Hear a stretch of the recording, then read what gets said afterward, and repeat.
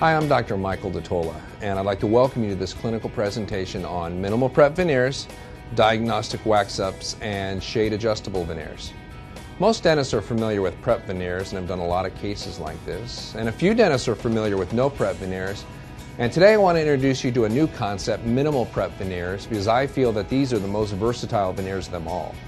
As part of this, we're going to take a look at my Diagnostic Wax-Up Technique, and you're going to see how we're able to use this to show us where to prep and how much to prep on these Minimal-Prep Veneers. Lastly, we're going to take a look at Shade Adjustable Veneers. If you've been watching any of our clinical DVDs, you know that no-prep veneers have become one of my favorite restorations over the last couple of years. And today, thanks to a new translucent ingot, you're going to see how you and your patients can determine the final shade of the veneers chairside. Let's go ahead and take a closer look at some Minimal-Prep Veneers.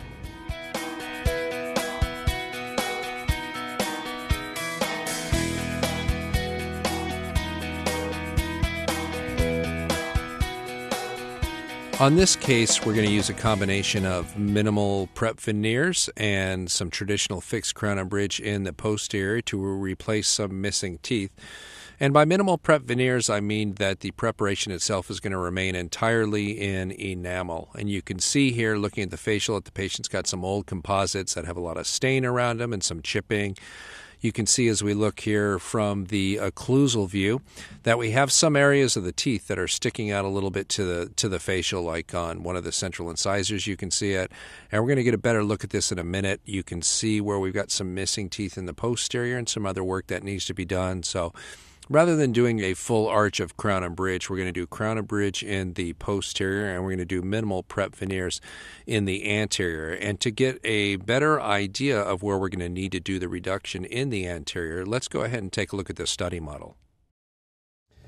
Here's a look at the preoperative model. The teeth we're concerned with are teeth number 6 through 11, the ones that will be receiving the porcelain veneers. Now with the advent of no-prep veneers and certainly Minimal-Prep Veneers, we like to try to prepare the least amount of tooth structure that is possible here. We know that if we can keep most or all the preparation in enamel, we're going to get some better bond strengths when we go to place the veneers. We're going to get less post-operative sensitivity, and we're going to get less debonds down the road. So anytime we can keep everything in enamel, that's the right way to go. Certainly with no preps, we have everything in enamel, but we look at a mouth like this and we can see there's an area here. We're looking for areas that stick out to the facial. These are what we call facial limiting factors, and this impairs our ability to get a good aesthetic result. Namely, we're trying to match the diagnostic wax-up here. That wax-up was done after the lab went and prepared some of these areas. We'll take a look at that in a minute, what the laboratory wants us to do. But as I look at this, I can see there's an area here that's sticking out to the facial. As we look at tooth number 9, I can see there's an area here on the distal. Tooth number 7 looks like it might be sticking out a little bit to the facial, and 6 and 11 look to be maybe in pretty good location. Maybe 11's out a little bit as we look at that. So as I look at this, I'm just kind of planning in my head where we're probably going to need to reduce. The more important thing is where the laboratory thought we were going to need to reduce. So let's take a look at that model. And here's the study model back from the laboratory. This is the areas marked in red where they did some adjustment before doing the diagnostic wax-up. So the diagnostic wax-up was not done on an unprepared model. It was done on a prepped model. And you can see the areas where they feel we need some reduction. And you know what? It's pretty minimal. It's certainly a lot less reduction than the standard way I was taught to prepare veneers. There's nothing on tooth number 6. Tooth number 7 has a small spot in the incisal third on the distal half of the tooth. Tooth number 8, the entire distal third from incisal edge almost to the gingiva, we'll say all the way to the gingiva, needs a little reduction. Then on tooth number 9, you can see the distal half again. Tooth number 10 is untouched. And then just this mesial third, the height of contour on this cuspid, needs to be reduced a little bit. And when you look at the original model and then look where they marked here, you get an idea of how much they reduced. They know that we'd like to stain enamel wherever possible. So all I need to do is go in and make these modifications to these 1, 2, 3, 4 teeth, And I know then we'll be able to achieve the diagnostic wax-up. So once I take an impression of these reductions, the laboratory is going to be able to provide me with porcelain veneers that look like the diagnostic wax-up, which I approved of and the patient approved of as well. So the patient has seen and approved the diagnostic wax-up, and we're just talking a little bit at this point as I point out a few things. And one of the things I tell her we can do, and she wants to do, is to go ahead and show her what the veneers are going to look like in her mouth before we start. You could do this at the prep appointment or before. And you can see here I've got the D-Wax, and I'm using a half Hollenbeck to clean up the gingival area. Sometimes on a diagnostic wax-up, these areas aren't that sharp, and you really want to go in here and make sure you define the gingival margin and the embrasures with a sharp instrument like a half Hollenbeck. The temporary technique is going to work a lot better if you do that. So I'm going to go ahead and make that putty wash matrix now for the temporaries, but you'll see I'm going to use it twice. I'll use it before we even start prepping. So we're just mixing up some impression putty here so we can take an impression of the diagnostic wax-up. And then we're going to use our bisacryl temp material to actually give the patient a preview of what it's going to look like. And typically we'll do this at a consultation appointment and maybe not the prep appointment. It all just kind of depends how it falls together. This can give the patient a lot more confidence about how the final veneers are going to look. This can also help the patient decide whether or not they want to commit to the treatment. We've had the patient already pay for the diagnostic wax-up, so we don't end up being stuck with the D-Wax and patient not wanting to have treatment. And that's really important because in my career I've gotten stuck with a couple diagnostic wax-ups when I didn't have the patient pay for it. Of course, once the patient pays for it and then has the treatment done, the cost of the diagnostic wax-up is applied to the overall fee. So it's not like it's something that doesn't get used. And as you can see, it's going to get used here, and it's also going to be used for the temporary itself. So the diagnostic wax-up is a lot more than just a sales tool, at least the way that I like to use it. So we place the putty onto the diagnostic wax-up after rolling it into a hot dog, and then we wait until it's completely set. About 4 or 5 minutes. Takes a little bit longer out of the mouth because we don't have the increased temperature of the oral environment, so we let it set, and then you can see I'm using a scalpel here and just carving off the excess where it went down to the land areas of the model. Basically, we just want to go maybe 2 millimeters past the gingival margins, but it's going to make it difficult to put back into her mouth if we leave this huge mass of putty material here. She'll never be able to get her lips down around it, and we want to trim off as much of this as we can just so we can see for sure that the putty wax matrix is completely set. I'm trimming a little bit off the back of the putty matrix here for teeth that are not involved in the treatment at all. It tends to get less accurate when we get back to the soft tissue distal to the second molar. So anywhere we don't need putty, we're going to trim it. And you can see I'm thinning it facially as well here. This just makes it easier to deal with, easier to get in and out of the mouth. We just don't need a huge mass of material. So just take whatever you want, a Bard Parker or a scalpel, and trim this. And now that I've trimmed it, I'm relining it with light body material, and we're squirting that right into the putty matrix, and we're going to reseat this back onto the diagnostic wax-up. And this light body material is going to go into all those areas where we went in and defined the gingival margin and the embrasures with our half Hollenbeck. And we're going to let that set for about 4 minutes till it's set. Take it out. We're going to trim any excess wash material off so that all the wash material we can see is confined to the putty wash matrix itself. And you can see we have a real nice impression of the diagnostic wax-up. Next thing we do is mark the midline, because as you go to put this in place, it gets a little difficult to make sure it's in the right place. You can still do it. It just makes it easier. Then we're going to use some Luxatemp Bisacryl temporary material. And you can see that it's the BL, the bleached shade.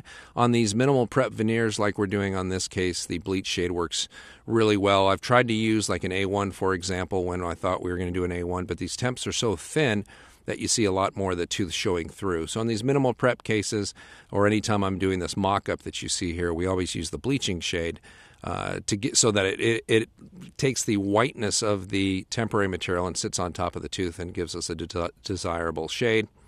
You push the putty wash matrix all the way down with the bisacryl inside, just kind of clearing the lip as you see me doing here to make sure that it is seated all the way, and that's one of the reasons why we thinned the front of that putty wash matrix before we started. We've got our midline marker making sure it's in the right place. So we're going to wait a good 3 or 4 minutes here and let this completely set and lock on to those teeth. And what we have here now, we've transferred the information from the diagnostic wax-up to the patient's mouth. And we've got some excess in the lingual I'll take off here. And you can see, she can see now what it's going to look like. Now, obviously, on some areas where the teeth are too facially prominent, we're not going to see exactly like what it would look like once the prepping is done.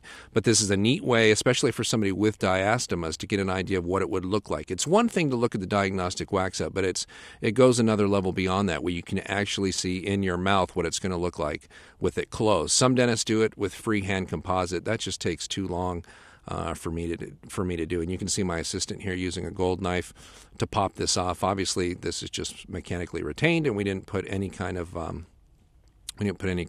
bonding agent or anything on, so that won't stick to the teeth.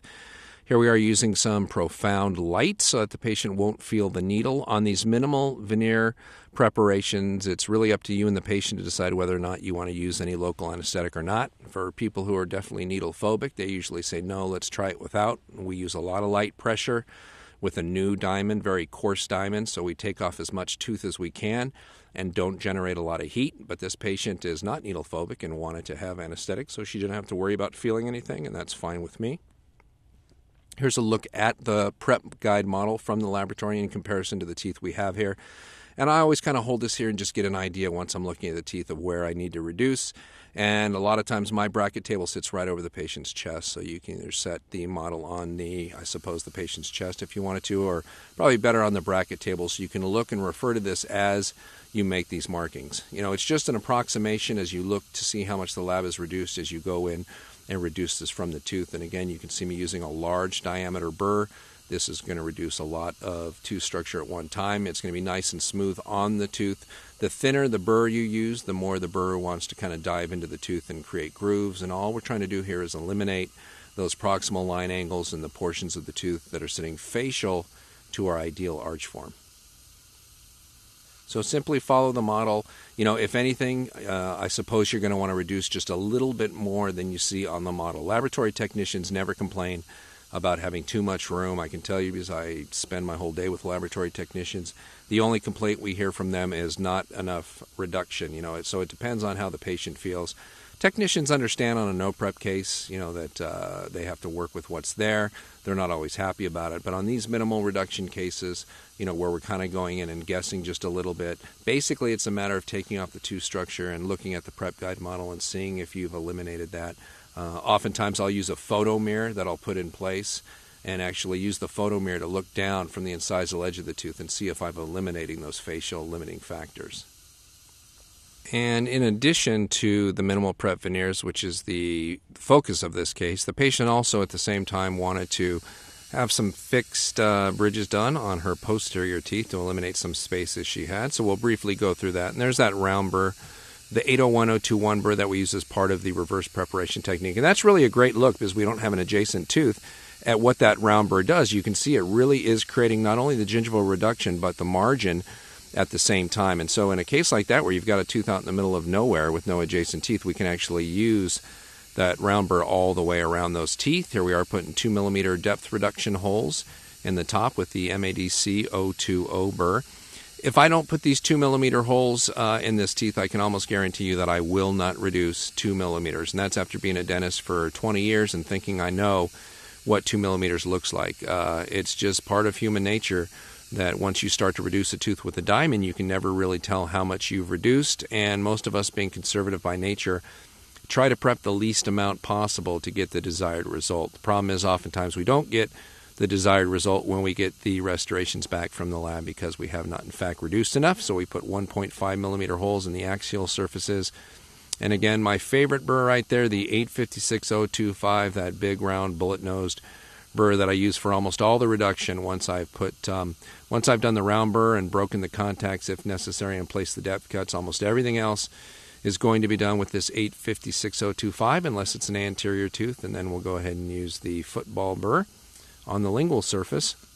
But these are posterior teeth, so you can see once I have the depth cuts in, I'm go ahead and I'm making cuts down to the level of those depth cuts, those 2 millimeter holes I put in here with that 856-025 burr, working it back and forth. And I love this burr. It's such a great workhorse. It's a nice coarse burr, does a good job of cutting through, does a great job of refining the margin as you go down to blend the axial planes and combine your other depth cuts with the gingival depth cut that you originally did with the round burr. And I love its big diameter. It sits well on the tooth. I just think this is, if you told me I can only practice with one burr for the rest of my career, I think it'd have to be an 850-6025 like this. Just extremely versatile, can do almost anything with the exception of lingual reduction on anterior teeth. So again, once we have all the depth cuts in place, it's pretty much just a race against time to see how quickly we can get the rest of the tooth structure off. And these preps are starting to take shape now, and just going around and blending some final planes here on this bridge on this one side. We're leaving that buccal margin supragingival, as you can see here. That's not a critical aesthetic area. The patient's had some recession over there, and really no reason for me to drop that all the way down to the gingiva and get a long, long wall for that bridge. That's going to be a little more difficult to seat, a little more difficult to avoid undercuts, and all those kinds of things. And I know if I give my laboratory technician a nice supragingival margin and get a good impression of it, we're going to get a great looking margin over that's going to be nice and closed. And since it's in a non-aesthetic area, I don't see any reason to go down any farther. We're taking the biotemps that the lab has fabricated for us and just trying those on over the bridge to assure that we have passive fit here. And you can see we do have passive fit. In fact, it rocks around a little bit, which is fine because we're going to go ahead and reline that in just a minute. But first, we're going to take a bite registration before we prepare the posterior teeth on the other side. So we're squirting bite registration just onto the prepared teeth, and then having the patient close all the way down into maximum intercuspation, squirting a little extra bite registration material there. You do not want to take a bite registration of the entire arch for a case like this, just on the prepared teeth. This is the capture bite registration material. The hard bite material sets in about 60 seconds, and we can pop that out.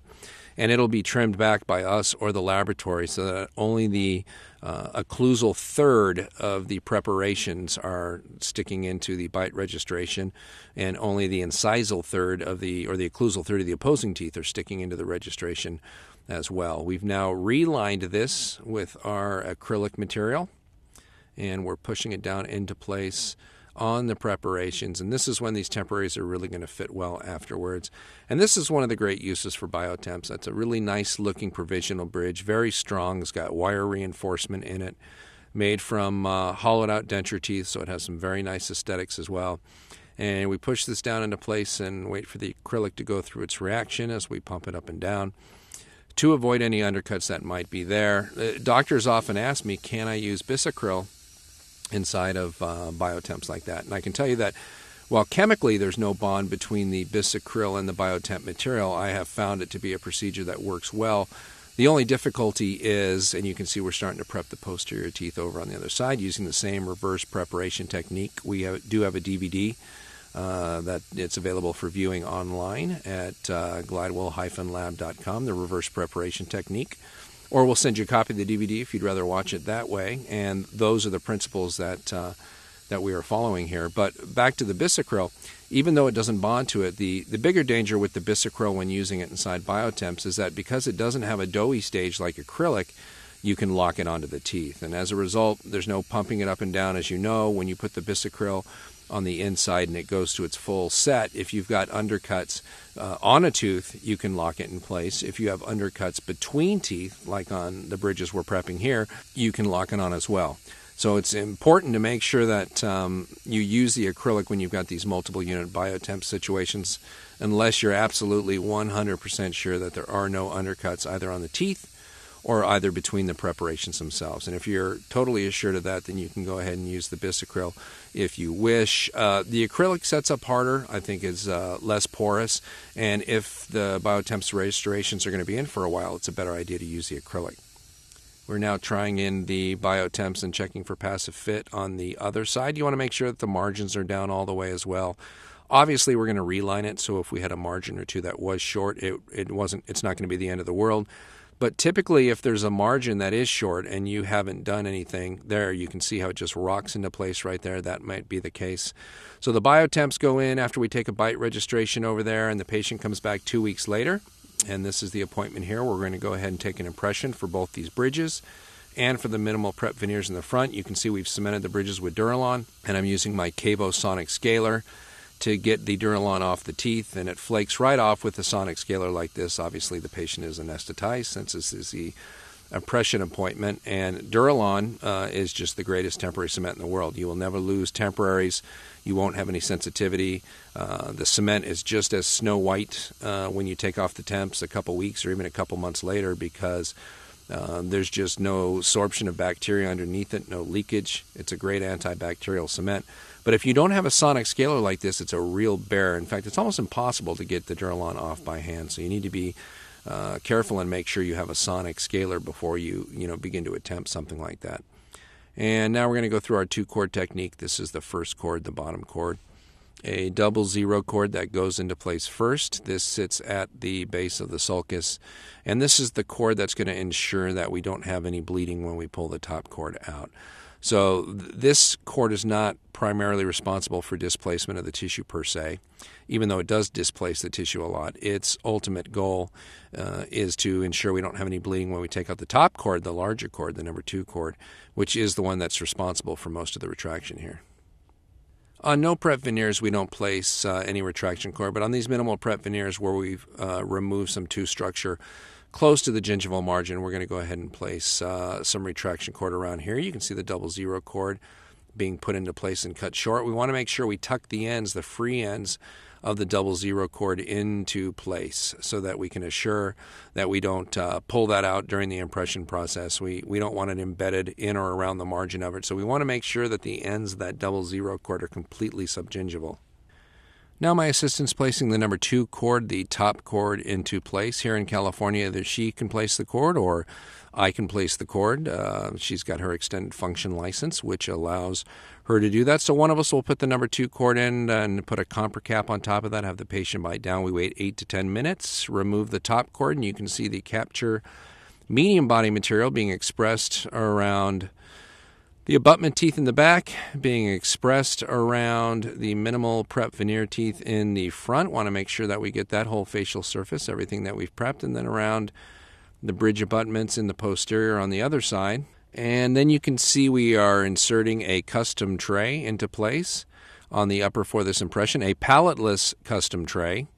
And the reason we do that is it reduces gagging, makes it a lot easier for the patient. We use a lot less impression material when we use a custom tray, and the fit of the tray is always perfect. And that's a nice thing to know as you're putting the tray in there. We're not going to impose on any tori. We're not going to run into the tuberosity. You just know a custom tray is always going to fit. It's well worth whatever your lab charges you for it.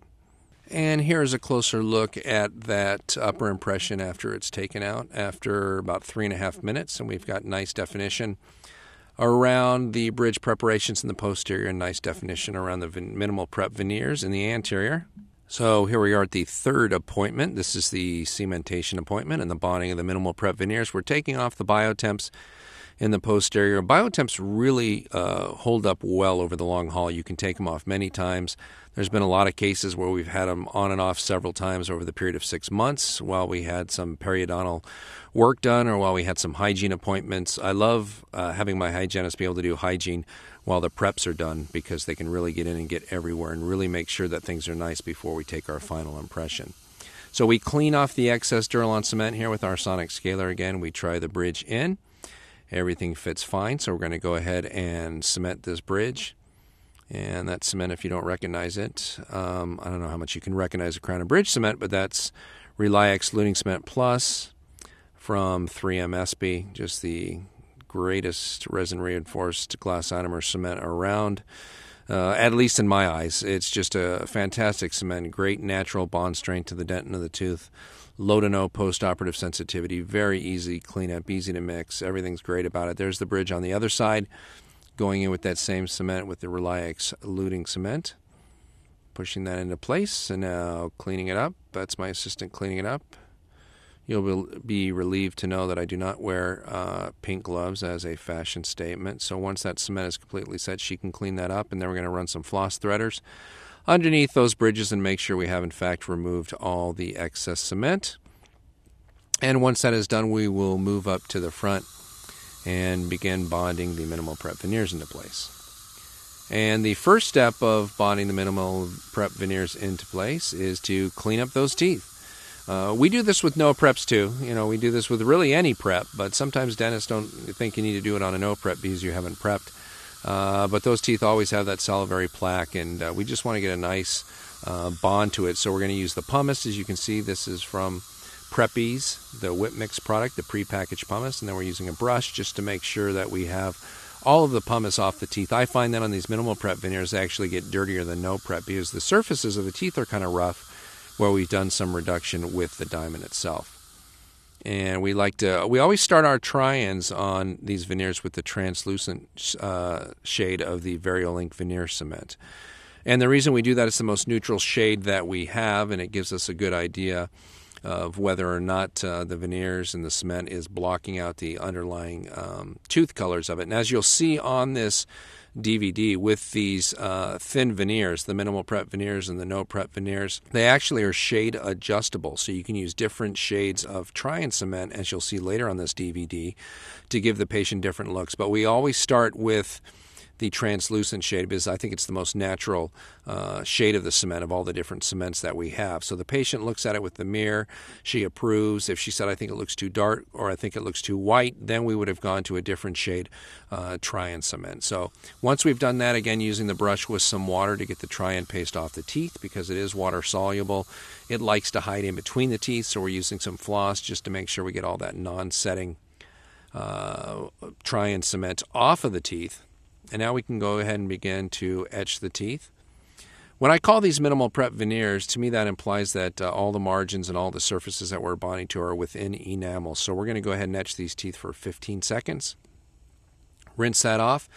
Place our bonding agent. Now, just like with the no-prep veneer, the bonding agent here is the old-school bonding agent from a 2-bottle system. And instead of using the primer, we're just using the adhesive. And because we have no exposed dentin, that's what we're doing here. We've painted that on. I'm using a little air just to kind of thin that so we don't have any pools of bonding material anywhere on the tooth. With a typical dentin bonding agent, we would be using the air to evaporate the acetone. But here I'm actually using it to kind of physically thin that layer of the adhesive from the 2-bottle system because it is a little thicker than even a dentin bonding agent would be. We're always going to start with tooth 8 and 9. I mean, the smile is, here's where you make it or break it with these first 2 veneers. So I always put these 2 on separately. If I'm ever in a hurry, I still put them on separately. And 8 and 9 are always going to go on first because if these 2 aren't right, it doesn't matter what the rest of the smile looks like. Things will be messed up. And you can see that's the translucent cement. It looks a little yellowish as you look at that, as you look at the shade of what that cement looks like, but it's not. It is translucent. In fact, if you take this cement and squirt it onto a newspaper, you'll find that this Variolink Veneer translucent cement is one of the only cements that is truly translucent that you can see through. In fact, that's how I ended up using this cement. We've looked at several other brands of translucent cement, and they're really not all that translucent, which is kind of surprising, but they seem to have picked more of a neutral color than a translucent one. You can see my assistant with the LED light just going around giving half-second, maybe full-second cures, but usually half-second cures in different areas, so I can go around with the Explorer and clean the excess cement off. This is the place to do it. I know there's clinicians out there who like to bond or the entire veneer in at this point and then use strips to cut through it. I prefer to do a little bit of bonding here, a little bit of bonding there, as you saw in the gingival, clean all that up, then try to get floss in between the teeth. If that won't go through, I'll take one of these ribbon saws that you can see here and go between it. And if you've cleaned enough ahead of time, the only thing you should be getting out between the teeth is bonding agent. It's really not difficult to get through unless you've actually bonded veneer cement in between the teeth. Then you are going to need to spend some time sawing your way through that contact. Again, we're just going to place the next 2 veneers simultaneously. This is typically how I do it. Even if we were doing the bicuspids as well, I would put these 2 on and then move on to the next one. Putting 4 veneers in place at the same time is a lot different than putting 4 crowns in the same place at the same time. I mean, you really might be able to place multiple units of crown and bridge because of the fit that they have on the tooth, the mechanical retention as it slides down over the preparation. And that's just not true with the veneers. As you put these into place, in fact, many times when you'll try them in, it'll look like they all fit, but in fact, you have contact issues here and there. So we're going to place those 2 veneers, and of course, our fixed bridge is right behind that. Then we move to the other side, to teeth number 6 and 7, and we place those 2 veneers, going through those same steps with the pumice, rinse, the acid etch, the adhesive, The veneer goes into place with the translucent cement, and we cure that slowly as I clean up the excess cement. And then we're using a Brownie, as you can see there. The Brownie is a great way to get cured cement off the facial of a porcelain restoration without scratching it up. I love those Brownies and Greenies for that. The best way to clean up these veneers without doing any damage to the porcelain.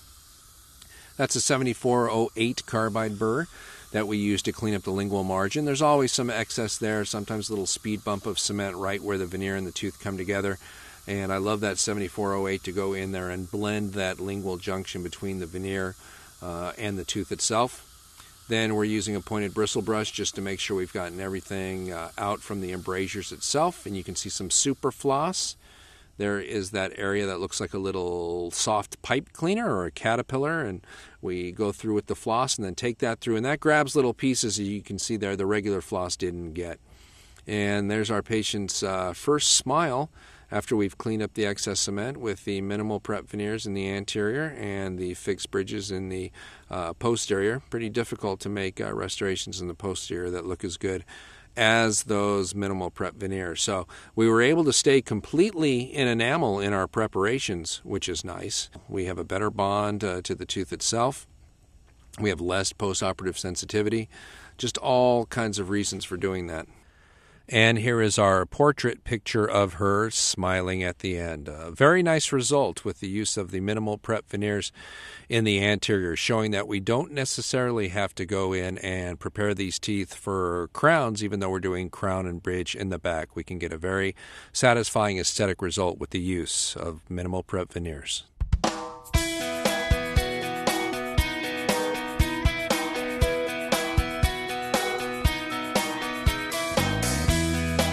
This next case is a no-prep veneer case, and it's one that I'd like to use to show you what shade adjustable veneers look like, the thin press veneers.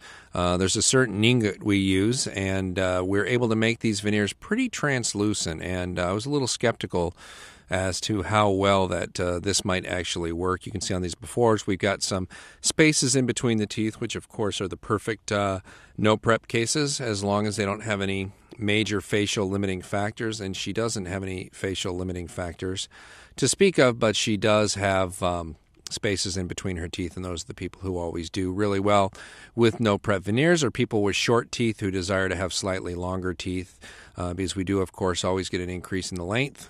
We always get an increase in the bulk as well, but sometimes that's offset by the look of the length. As the teeth get longer, they are allowed to get wider and still have the proper width to length ratio. And so when we're closing spaces, we almost have to add length to make sure that we don't throw off that width to length ratio of 75 to 80% for the average central incisor.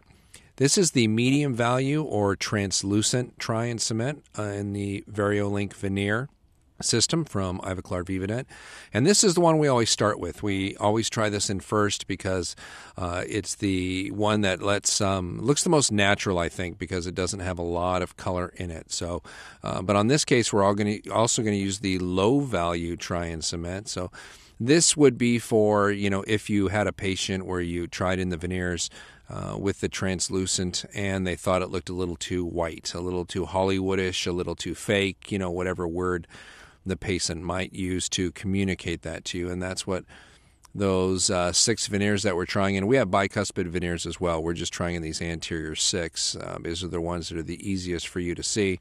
So you can see the difference in what this looks like with the low value cement in place. And at the end of this, we'll show you what it looks like with all of these in place. So here's a look at how those veneers look with the low value cement in place. Definitely not as white, not as high value as with the translucent cement.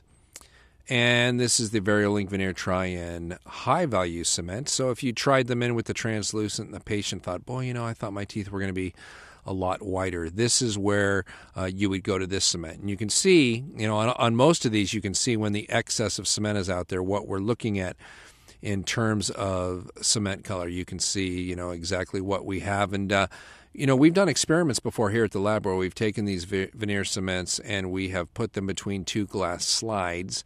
And when they get really thin, they all become almost translucent. But the reality is that we have found through this patient and many other patients that when you put these under veneers and put them on the teeth, you can, in fact, see a difference when we're using this shade adjustable porcelain. And as you look at those veneers tried into place with the high-value cement, you should be able to notice that we definitely see a difference between that and the bicuspids behind it. And so here's a look at all three of those from top to bottom. That's the translucent on the top, that's the low value in the middle, and the high value at the bottom. And those are all the same 6 veneers, but because of the translucent effect of these veneers and because of the fact that they're only 0.3 of a millimeter thick, it gives you and the patient the ability to try in multiple shades and see which one the patient likes better. Now, if you try in the translucent shade, the medium value shade, and they're happy with that, you may just want to go with that. But here, my assistant is we placed number 9, 10, and 11 with the high value, and here's the low value on 6, 7, and 8. So you can see the big difference, and that's the same set of veneers. Look at the difference in shade between the 3 on the left and the 3 on the right, and I love this. I love having the ability to dial in this shade according to what the patient thinks at chairside. I mean, oftentimes with prep veneers, they're so thick you can't influence them with different shades of veneer cement, even though you might think that you can. With these thin, more translucent veneers, you can, and it gives you the opportunity to let the patient really decide, chairside, which one they like best. Again, we usually start with the translucent, and if we like that and they're happy with it, we go from there. But if they say, I thought they might be a little bit lighter, then we'll try something like that. And of course, you could even mix the cements. You can mix half translucent and half high value if you're looking for something in between. The patient, believe it or not, selected the low value one. She liked the one that she thought looked most natural with the low value. So as we pumice the teeth here, again, this is the preppy pumice, the prepackaged pumice from Whipmix. We're actually going to be using the low value here, which doesn't happen all that often. Usually people are looking for something like Hollywood white, or we think that's what they're looking for. And I've seen more patients recently be very happy with either the translucent shade, and seen a couple patients, 2 women included and several men, who like the low value better because it looked like a more natural tooth and didn't look like something that screamed out, kind of veneers, and I think we've all seen cases like that. I think most of us are happier doing work that looks more natural. Of course, we want the patient to be happy at the same time, but we love doing work that looks natural, and that becomes more challenging as the value of the veneers themselves gets higher and higher. So we've etched number 8 and 9 for 15 seconds because this is an all enamel surface because it's a no-prep veneer. And then we remove that and we paint the adhesive on from a 2-bottle system. This happens to be from the Scotch Bond system. And you can see as we place the veneer on tooth number 8 in, if I move my mirror, you'll be able to see that we've got that low value cement. You can see how yellow that is. It comes out from under the veneer. There I am with my orange wood sticks. Boy, it seems rare that I ever seat anything without a couple orange wood sticks in my hand, especially veneers. I'm really impressed, too. You'd think that you have to really treat these 0.3 millimeters with kids' gloves, but you can see me pushing down facially and on the incisal to make sure these are sat all the way with these orange wood sticks, holding it at the incisal edge to make sure the incisal edge lengths are the same. And I'm not saying you can step on these veneers or have the patient crank down and bite on them, but you can use these orange wood sticks to push down on them a little bit. My assistant cures that for a second and a half. We clean that up. Anywhere where it still looks like the cement is just a little bit runny, she'll come back in and cure for another half second or second. And we just slowly work our way and remove all the semi-set or gel state cement around from the tooth using kind of a tack and wave technique, if you will, where she holds the light couple millimeters away and tacks it into place. Again, with no-prep veneers, we're not pushing these down onto any margin per se, so that's why we use the orange wood sticks to kind of make sure it's down all the way facial, down all the way incisal, and we get an idea that these are in fact in the right place. Once we've done tack and wave, we begin to cure it interproximally and clean interproximally. If we can go directly in with dental floss, we will do that. If we can't get in with dental floss, we'll use one of these little ribbon saws from Access Dental that you see me using here. It's serrated on one edge and it'll break through anything that's there. And now you can see the glide floss going in between there easily, and that is in fact our goal, to make sure that floss will go through there. Oftentimes you'll have bonding agent cured between those two teeth, and you just need to go through with that ribbon saw first to make sure that you'll be able to get the floss in later without snagging it and getting floss caught in between the teeth. If you do an exceptional job cleaning up during the tack and wave stage, you may be able to go right to the floss and get that through. There is a knot in that floss because without it, it's very difficult to get cement out of the embrasure, so we do have a small knot in there. And again, we're rinsing off the acid etch from the teeth, and then we're going to place the bonding agent. And then we will air thin that bonding agent. Again, this is not your typical dent and bonding agent that we're used to using. so often, whether it's for prep veneers or direct composites or things like that. This is the old school bonding agent, the 2-bottle system with the primer and the adhesive and just the adhesive. It's funny, for a lot of us, it's been a lot of time since we've bonded to just a straight enamel surface, unless we're doing just like a little class 4 composite on an anterior tooth. But that's exactly what this is like. We're bonding to enamel. It's fun to bond to enamel. We get to rinse off the acid etch and dry the teeth without having to worry about over drying the dentin or anything like that. And here are those veneers in place. And you can see by closing those spaces just what a great look, what a great improvement in her appearance from the before on the upper left to the after on the lower right. Anytime we close those spaces, we get that instant improvement. The eye is drawn to those dark spaces. If we have nothing but the pink of the gingiva and the white of the tooth, the eye is really not drawn to anything immediately. It's those dark spaces in between the two where all of a sudden the eye is drawn there, and the patient's eyes are drawn there as well. In fact, she commented as we were taking these after pictures that she wants to do her lower ones because you can see she's got some space down there as well, and so that would probably lend itself pretty easily to either a no-prep or a minimal prep case as well.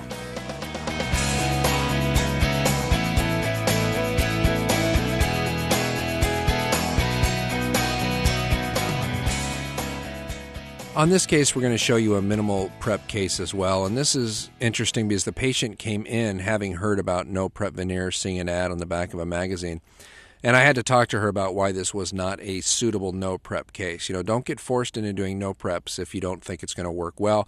In fact, it's those kind of cases that give no-prep veneers a bad reputation, and you can see here as we look at the occlusal view of these teeth why this is a horrible no-prep case, and you can see how the distal surfaces of tooth number 8 and 9 are both rotated out to the facial, and you can see how those teeth are kind of looking like a butterfly the way they've rotated out.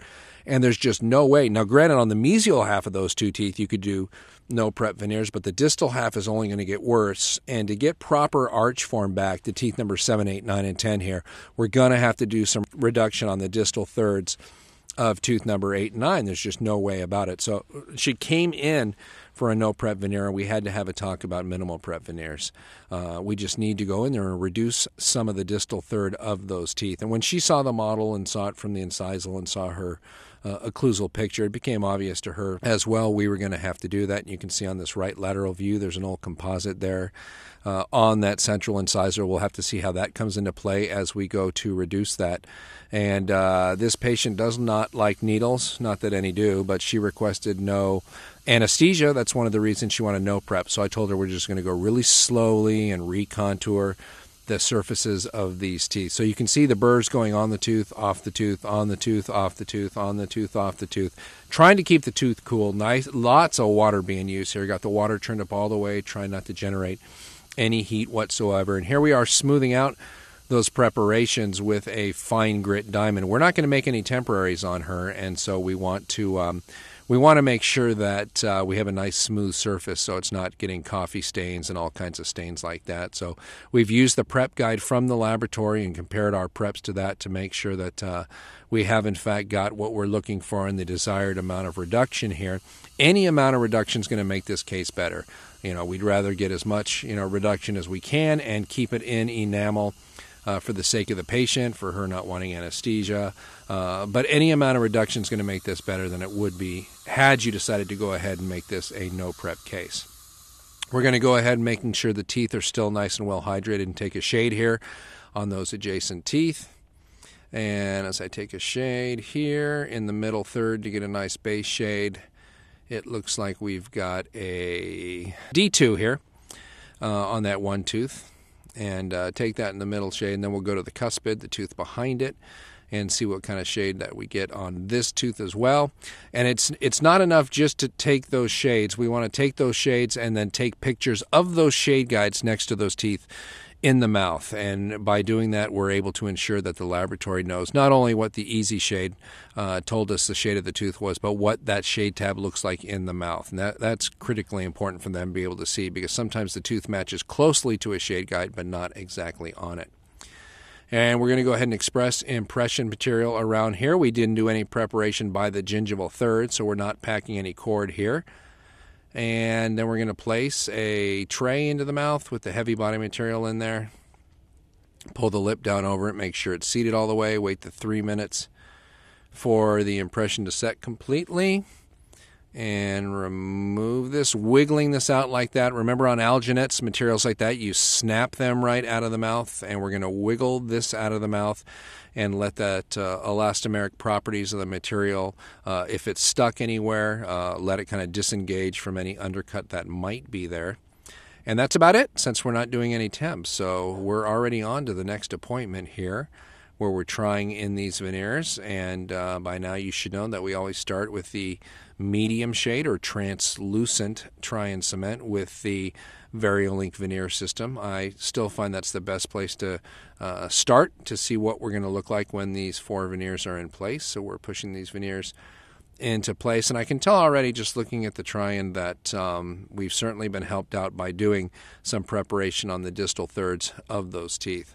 If we hadn't done those prep veneers, we would have things that were sticking out really far. In fact, it would probably accentuate the facial limiting factors of those distal thirds sticking out past that ideal arch form. So patient's given a mirror. She likes what she sees, and so we can go ahead and begin to place these veneers by cleaning the teeth off with some pumice. That's Preppies, and now we're going to go ahead and etch 8 and 9.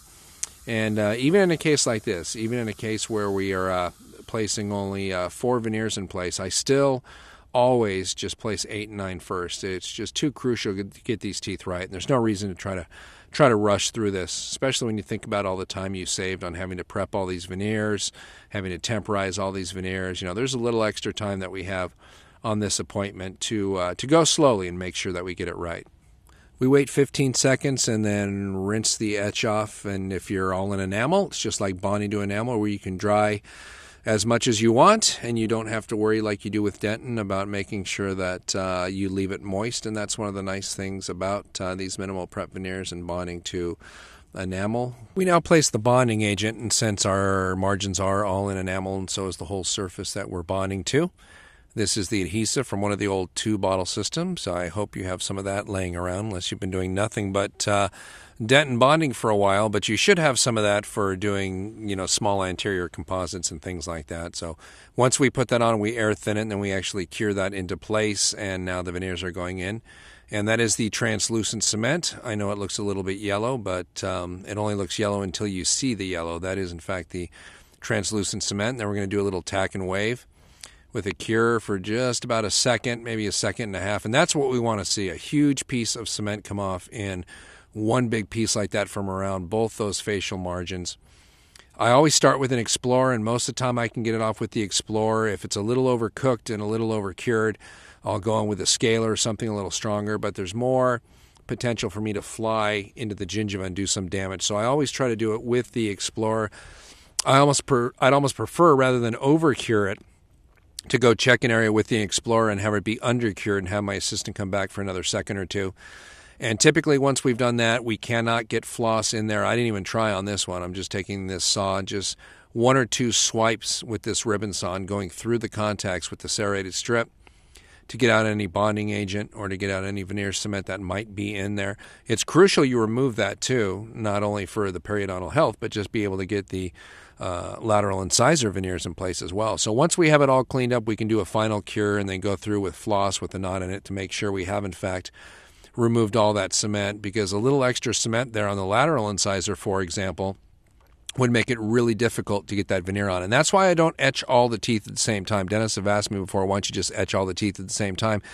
Because when you do that, when you're placing on 8 and 9 by itself, if you get some cement over on an etched tooth, even though there's not bonding agent, it does stick there a little bit more and it's difficult to keep it clean. So we just etch the teeth as we bond them so that we never have any unetched teeth. And in this shot here, you can see the different sequence that we already went through with the central incisors of etching, rinsing, drying, and putting on the bonding agent. And now all 4 veneers are bonded into place.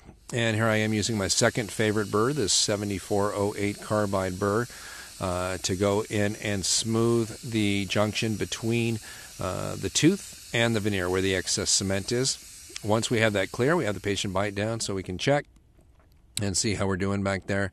Make sure we don't have any extra spots, and we always hit it with this Brownie wheel. Love the Brownie wheel. Just no better way to get set veneer cement off a glazed facial surface of porcelain than with this Brownie wheel. It's a great way to be able to get the cement off without causing any damage to the porcelain or the glaze. Last thing you want to do is take like a carbide burr or, God forbid, a diamond to the front of these veneers and do that. So we want to use something relatively benign to get it off. You could also use composite polishing wheels. You don't have to go out and buy the Brownies and Greenies. I just happen to like them.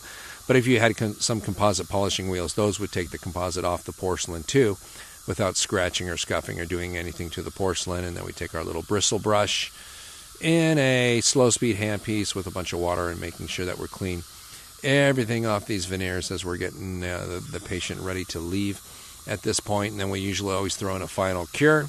We all grew up thinking there's no such thing as over-curing. And we've got a nice look. There you can see it right there, 4 veneers that look pretty darn natural, considering that we didn't have to do any major gingival recontouring or anything. For a patient who wanted no-prep veneers, by informing them that we did need to prep the distal thirds of both those teeth, we end up with a much better result. I can guarantee you that had we done this as a no-prep case, according to the patient's desires, that this case would not turn out looking as good as it does. Those central incisors would be much more prominent, especially on the distal, and the laterals would have to be bulked out even more to try to make it look like it was in an ideal arch form. So there are times where, the patient, just because they come in for no-prep veneers, they can't be the one to decide, okay, this is going to be a no-prep case. What would have happened if she would have refused to have the no-prep veneers and said, well, then I'll just go somewhere else and have the no-prep veneers done? Well, after 20 years in doing this, I would have been more than happy to let her go. I've learned the hard way not to try to do things I think's not going to work just because the patient thinks it's going to work or they saw an advertisement on it on TV. So a good example of how somebody came in for a no-prep case and we made it a minimal prep case and ended up with an aesthetic result that we were really happy with and the patient was happy with as well.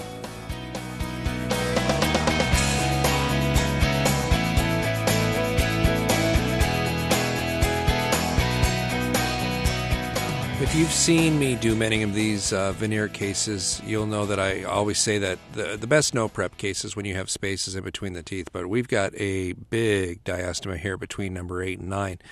And we've got one behind the cuspid between tooth number 5 and 6.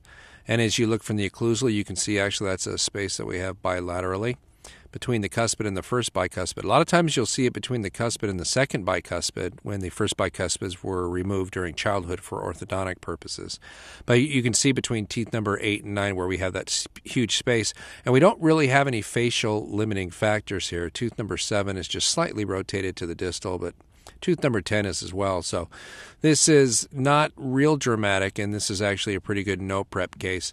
The biggest problem is going to be closing that space and getting some additional length so the teeth don't look too square. So we've actually already had the veneers made. We've tried them in for the patient. We use these Shade Adjustable Veneers here and tried it in with the different ones, and the patient actually liked the low-value one. The second one on this DVD, the second patient liked the low-value one because he thought it was a more natural look and felt that they looked a little too bright with even the translucent, let alone the high value, which we didn't even try in. So it actually looks good, as you'll see here as we place these veneers into place. We haven't shown the try-in just in the interest of time, as you've seen us do another try-in case here with the different cements and what it looks like. So you can see me tracing around the gingival margin here as we bond tooth number 8 and 9 in first, and it's nice to be able to take the acid etch right up to the gingival margin. It will not cause any damage to the gingiva since it's only in place for 15 seconds, but if this were a prep veneer case and we had just taken the temporaries off, that acid etch in contact with the gingiva for 15 seconds would have almost undoubtedly caused bleeding because of the irritation of having the temporaries on during the week or 2 week provisionalization period. Getting the acid etch against the gingiva is all that it takes for the gingiva to start bleeding in many cases. And this is one of the things that I like about no-prep and minimal-prep veneers compared to the typically prep veneers is the ability to not have to worry so much and the comfort of not having to worry so much about spontaneous gingival bleeding during, say, this stage right here. Say you etched, got some against the gingiva, rinsed it off, and as you're placing the bonding agent, all of a sudden you get some gingival bleeding. You're going to get contamination of the surface and have to start all over again. And if it happens at the point where you're curing it here, then you're going to have to prep the bonding agent off or just go for it and try to get the veneer into place and stop the bleeding. So it's definitely one of the tricky things about bonding prep veneers in that we don't see with minimal prep, no prep, or crown and bridge for that matter. Again, you can see the low value cement here, how yellow that looks compared to the translucent that we've been using. And here I am again with the orange wood sticks pushing down against the facial surface of the tooth and against the incisal edge. I like pushing in both directions at the same time, as you see here, to make sure that it's a nice firm contact with the tooth below it. Now these no-prep veneers won't exactly float around in space, as it were, but because there are no margins we're pushing against, we do have to make sure that they are down. It is possible, if you only push from the incisal, to move the veneer away from the tooth, and if you just push from the facial, to have the veneer slide down. So I push both ways. Then typically I'll hold the veneers down, as you're seeing here with the orange wood sticks, and have my assistant cure for about half a second, and then go ahead and check. And if it still feels a little bit rubbery, have her cure for another half second. Well, I hold the veneers in place. And again, I'd rather she under-cure the material than over-cure it. If she under-cures it, as she did here, she can come back in for another second or so and cure it. That was a long cure. Let's hope this isn't too set. And look at that, still a little bit soft. So we're going to have her cure a little more. One of those weird humidity days in my operatory where we need a little more light cure to get it done. And it's actually not so much the humidity, but it's the fact that it's the low-value veneer cement. The low-value veneer cement does take longer cure time than the translucent does, I guess because of the pigment that's in the cement. I couldn't tell you for sure, but I have noticed over time that as we've used this low-value cement, it does take a little bit longer on this tack and wave. But you can see it's set now, and I'm just sliding the Explorer around, being careful not to poke it into the gingiva. We still don't want to get any bleeding here. You can see right there, still a little gooey on the distal, so she's going to cure it a little bit longer than we usually would. And there we go. That's now set. And we're just kind of trying to trace our way down to the gingiva, and that's what we want to see. One huge piece of cement come off like that. And then we just kind of work our way around, and gently with the tip, we're going to go in and try to remove that interproximal cement from the embrasure. He had that nice papilla hanging down between tooth number 8 and 9. You can see that's kind of saving us here. We've got some porcelain hanging out there to close that space, to close that huge space. And on no-prep veneers, you have to carry it straight out. If these were crowns we were prepping, that mesial area on both these teeth would be an area where I would drop those margins subgingival and get a more natural emergence profile. But for somebody who wants no preps, this is what we have to do. And thankfully, he had that papilla hanging down. Because when you have a space as large as the diastema that we had on this case, if you remember how large that was, it's possible you may not be able to close it all the way. You can probably close it all the way in the contact of the tooth, but it's going to be difficult to close it in the area of the gingival papilla. So that gingival embrasure might be open. And a lot of times going into these cases, as we did on this one, we tell the patient, we're going to try to close that space as much as possible, but we may only be able to close it 80 or 90%. And the patients usually realize that closing it 80 or 90% is better than leaving it open 100%, and oftentimes that's good enough. So we go into it with that kind of mindset, and if we get lucky and have some extra tissue hanging down like we do here, or a real big incisive papilla, or a facially ectopic placed incisive papilla, then we can get a good result like this. But we don't go into it telling the patient, yes, we can close that all the way, don't worry about it. This won't be a problem at all. So once I've gone in and clean out the interproximal area with our serrated strip and with the Glide dental floss, we'll go ahead and cure it more. Cure it all the way. And again, just check and make sure our contacts are free. And at the same time, we're looking to make sure that we don't have any excess cement bonded on either of the adjacent lateral incisors. That's a good way to make sure that your veneer will not go down into place.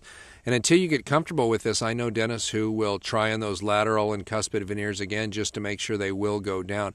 Part of the reason for that is having contact issues. You know, if you really don't feel that you have good contacts, it can be problematic. And so once 8 and 9 are bonded into place, you know that they're not going to be moving around anymore. There are times when you try in 10 no-prep veneers, or even regular veneers for that matter, but certainly with the no-prep and minimal-prep veneers, that you could have contact issues that you don't see. As you try in other veneers, adjacent veneers will move just slightly and lift off the tooth, and it'll look like they're all in place and they're all fine, but you may in fact end up with a contact problem when you start bonding them into place. So with those orange wood sticks that you see me use all the time, you can really get a feel for whether or not veneers have moved at all during the try-in phase. And if I notice that they do keep moving, I'll put on 8 and 9 as we've done here, and then try in 10 and 11 again and make sure we don't have a contact problem. A lot of times if you do have a contact problem, you can cheat it back to the bicuspids. And what I mean by that is you can put on 8 and 9 and they'll go to place fine.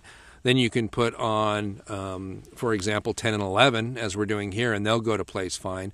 And then you won't notice it till you go back to the bicuspids that, okay, now you got to pay the price. Now the contact problem is really here, because there is a little degree of play in these veneers. And so by cheating the contact problems towards the posterior, you're able to do your adjustments on those veneers rather than in the anterior. You really don't want to have to touch teeth number 8 and 9, or even 7 and 10 for that matter. The cuspids is a little more acceptable, but you don't want to have to do a lot of changing. But really what it has taught me from making that mistake many times in the beginning is to use these orange wood sticks and really pay attention to whether or not these veneers are seated all the way when we're trying them in, and if when we try in adjacent veneers, other ones in the front seem to pop up.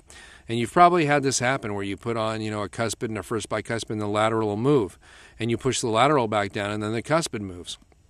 And those are those kind of contact problems that you need to know about ahead of time. There's my assistant putting the resin cement into one of the veneers and hand it to me on one of those sticky sticks. There's several manufacturers of those sticky sticks. Ivoclar makes them, Microbrush makes them. Really nice way to transfer veneers. If you try to transfer veneers by hand, too many times you'll get your finger into the cement on the inside. And you can see as I push down that orange wood stick, it seats farther, and then the lateral seats farther as well as I push it down into place as I'm staring at that cuspid to make sure that the veneer on the cuspid hasn't moved at all. And I'm putting a good amount of force there on the lateral. Now I come in with the cuspid, put some pressure on there, and she cures both of those. I want to make sure those are down. Again, with the minimal prep and the no-prep veneers, the trickiest part about seating these is making sure that they're down all the way when you cure them. There's nothing worse than thinking they're down all the way, curing them, then cleaning off the excess cement at the facial and finding you've got a wide open facial margin. And I've made that mistake before a couple of times, and that's how I learned to hold them down while we were curing them, and to make sure during the try-in phase that they would go all the way down. Don't try to cheat. If you're putting one of these down, the veneers into place and holding it with the stick, and it just feels like when you push one, the other one pops up, and then if you push the other one, the first one pops up, you're going to have to make an adjustment. Or just put the first one in. If you don't like two moving targets, bond the first one in and then try the other one in and make your contact adjustments. I think it's really difficult to make contact adjustments with two loose veneers. Crowns, not a big deal, adjacent to each other because of the way they go down into place and sit once they're in place. But with veneers, just trying to hold them down to even check the contact with a piece of floss is tricky, let alone adjust those contacts on those two. Veneers are one of the times where you definitely want to bond it in first and then have one loose one single restoration to deal with contacts. And again, here in our split screen, you can see me putting the bicuspids down on the upper left-hand side, pushing them into place. A lot of times I'll use a cord packing instrument if I can't quite get in with the orange wood stick. And then we're placing the veneers over on the right-hand side as well. And this goes definitely quicker than it does when we place regular veneers. Since there's only enamel exposed and no dent and no need for a rubber dam, which I know a lot of dentists like, not having to place that. And there's my second favorite burr of all time, the 7408, being used to clean the resin cement off the lingual. Many times there is a little speed bump right where the porcelain comes together with the tooth on the lingual, so you can go in there and modify that as well and kind of carve that down. And so those 7408 burrs, in fact, I like them a little better when they are slightly dull. They almost cut kind of too much, and they'll almost cut tooth. And I like when they're slightly dull and they've been used to contour some other direct composites or composite inlays or onlays. And I like having old 7408s. It takes a lot for me to throw one of those away. I mean, it has to really be polishing by the time I'll throw it away. Here we are using that Brownie wheel that you see me use so often on these veneer cases. Although if you wanted to use a one-gloss wheel from Shofu, that would work fine as well. Any composite polishing wheel would probably work good. We're just trying to get the cured resin cement, since we're a little bit sloppy, and we always are, getting that off the porcelain without doing any damage to it. I've just always used the Brownies and Greenies, and I like what they do because they work so quick, and I can see the composite, the resin cement just disappear off the front of those veneers. Then we're going in with the Greenies just to make sure we have all of that off.